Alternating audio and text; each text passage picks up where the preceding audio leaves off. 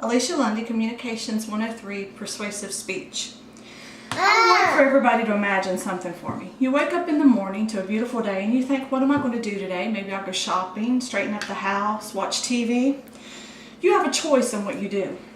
Now I want you to imagine something else. You don't have any choice in what you do, or more accurately, what is done to you. Every day you're subjected to unusually cruel and painful experiments.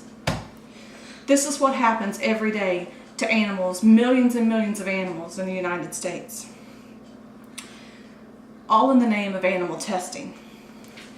What we talk about today is going to be painful to hear and painful to talk about, but I think it's important so that we understand the severity of the issue. I've always had a weak spot when it comes to animals. They're a lot like children. They're innocent and they're unable to protect themselves. It's up to us to take a stand to try to protect them. It's due to my love of animals that I'm here to talk with you today. Today we'll be discussing what these poor animals go through, why companies continue to practice this procedure, other alternatives that they have, and why we should stop using their products. Let's look at exactly what these poor animals have to go through. Every day animals are forced into unusually cruel and painful experiments. To be exact, according to Stephanie Ernst, an animal rights activist and author of animal rights articles on change.org, she states that more than 25 million vertebrate animals are subjected each year in the United States to testing. That includes monkeys, chimpanzees, dogs, cats, mice, rabbits, birds, even farm animals are subjected to testing. After the experiments conclude, all of the animals that were used in the research are killed. If we include invertebrate animals into this, that estimation jumps to as high as 100 million animals. Most of the animals used in testing are bred specifically for testing. Some of the animals come from the pound. According to the book, How Sheltered Pets Are Brokered for Experimentation by Allie Phillips, it states that in 2007 there were 72,037 dogs and 22,687 cats that were sent to be used for research from the pound. The good news is that this number is on the decline.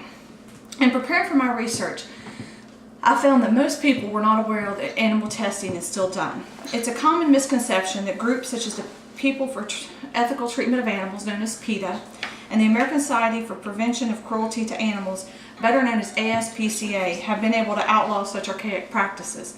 Unfortunately, this is not the case. According to PETA's website, PETA.org, animals are used to test everything from cosmetics, personal care products, foods, beverages, and even household cleaning products.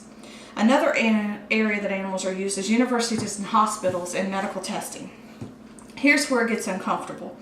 Rats, mice, guinea pigs, rabbits, and other animals are forced to swallow or inhale massive amounts of a test substance or endure the pain of having caustic chemicals applied to their sensitive skin and eyes. Usually the animals are shaved before the chemicals are applied to them. Let's stop and think about that for a minute. Clorox is a company that uses animals for testing. Clorox is known for making bleach. Imagine having someone force you to drink huge quantities of bleach or pour bleach in your eyes. This is exactly what those animals are going through in the name of science. It gets much worse. Monkeys are forcefully addicted to drugs. Holes are drilled into their skulls. Sheep and pigs have their skins burned off. And rats have their spinal cords crushed. Tiny mice grow tumors as big as their bodies. Rats are forced to have seizures. Kittens are purposely blinded. In medical training courses, pigs and dogs are cut open and killed. Cats and ferrets are forced to have tubes inserted into their delicate throats. According to Heidi Walsh, author of Animal Testing and Consumer Products, the vast majority of testing and experiments done on animals does not include any anesthesia. A whopping 92% of the experimentations does not include anesthesia for these animals. Universities and hospitals also imprison millions of animals for use in painful and deadly medical training experiments and curiosity-driven work. Most of these barbaric and senseless experiments are funded by the federal government using our tax dollars or by so-called health charities. You may be asking yourself why companies will participate in such controversial, unethical behavior. According to the book Animal Testing and Consumer Products, in 1933 a woman used mascara called Lash Lure. Soon after, her eyes started burning, she went blind, and she died. Consumer product companies started using animal testing at that point to prevent this from happening again. According to Dr. Thomas Dixon, of Churchill College, there's two main reasons that companies participate in animal testing. The first is to find out more about the animals, and the second is to test substances or procedures to see if they're harmful. It is then decided whether or not those particular things can be used on animals or on humans. The scientific proof, though, proves that animal testing is not accurate. The following statistics are provided from aboutmyplanet.com. About 1.6% of human diseases are never even seen in animals.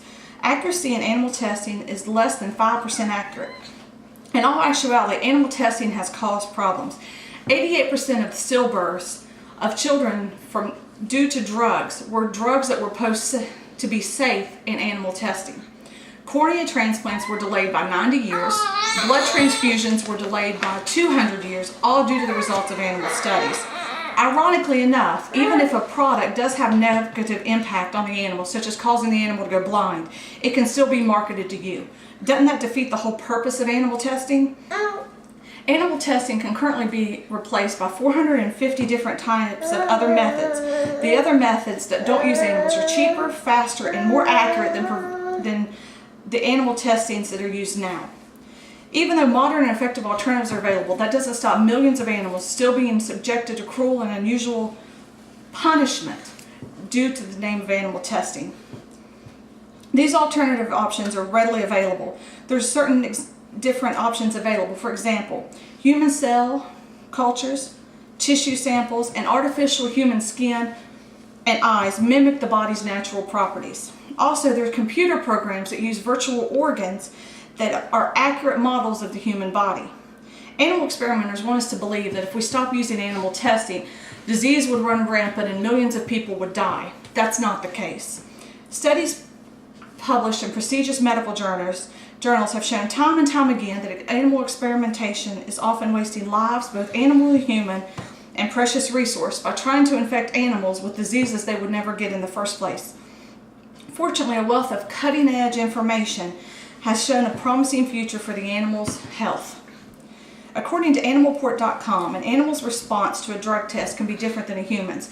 The stress that's inflicted upon the animal makes the results usually meaningless. So what can we do to stop this? Popular manufacturers such as Unilever, Clorox, Church & Dwight, Johnson & Johnson, and many others still use animal testing for things that are not even required by law.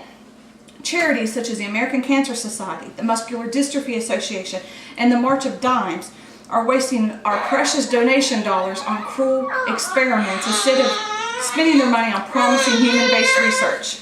The best way to stop companies, universities, and charities from using animals is to refuse to purchase their products or give them donations and write them to tell them you won't support them until they stop testing on animals. According to Alice Phillip, author of Animal Rights, cosmetic giants Avon and Revlon stopped using animal testing in 1989. Belgium, the Netherlands, the UK, and Europe have all banned animal testing. I think that we should follow their example and take a stand against animal testing and support only cruelty-free companies.